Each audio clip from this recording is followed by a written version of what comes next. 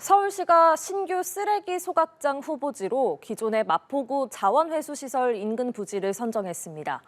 해당 지역 주민들이 강하게 반발하면서 갈등이 격해지고 있는데요. 해법은 없는 건지 이틀 연속 기획특집으로 보도합니다. 김지수 기자입니다. 3,000여 제곱미터 부지에 불법으로 버려진 생활 건축물 폐기물이 수북이 쌓여 있습니다. 8,000톤 넘는 이 쓰레기들은 주변 골재 처리장 등에 둘러싸여 숨겨져 있는데 지난 2017년 이후 무려 5년째 방치된 상태입니다. 땅 주인과 지자체 간 처리 비용 문제가 해결되지 않았기 때문인데 땅을 파고 쓰레기를 치워야 확인이 가능할 인근 하천으로 침출 수익이 우려는 여전합니다. 이곳에 보시는 것처럼 오랜 시간 방치된 쓰레기 더미들은 취재진이 10여 분 이상 숯불 더미들을 헤치고 들어와야지만 그 위치를 확인할 수 있었는데요. 이곳 깊숙한 곳에 묻혀있는 쓰레기에서 유해물질이 어떤 종류가 얼만큼 방출되고 있는지는 정확히 확인하기는 어려운 상황입니다.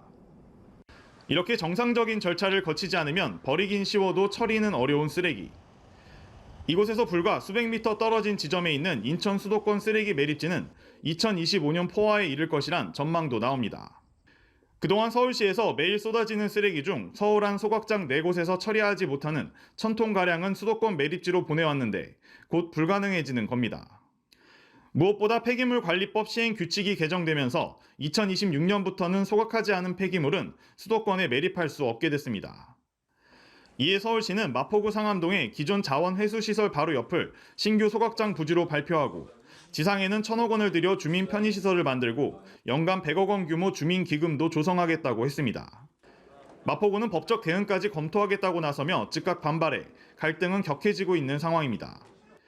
입지선정위원회가 2020년 12월부터 1년 반 넘게 회의를 하고 28개 항목을 정량평가했다고 하지만 발표 전 해당 지역 주민들과 별도 공론화 과정은 찾아보기 어렵습니다.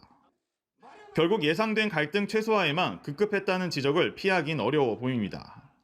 주민들을 충분히 설득하는 과정이 필요하다고 보는데 과연 그 부분이 서울시에 의해서 제대로 이루어졌는가에 대해서는 많은 시민들이 지금 아마 발표와 동시에 의아해할 거라고 봅니다. 기존 소각장 4곳 중 하나가 들어서 있는 양천구는 시설이 아파트 단지와 바로 근접해 있습니다.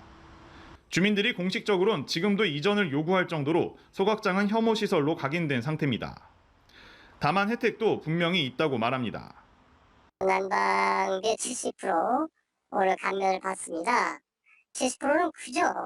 쓰레기가 들어오면 반입료가 있고요. 반입료 중에서 주민지원 기금이 우리 같으면 10%, 관리비라든가 지원할 수 있는 항목들이 다 있습니다.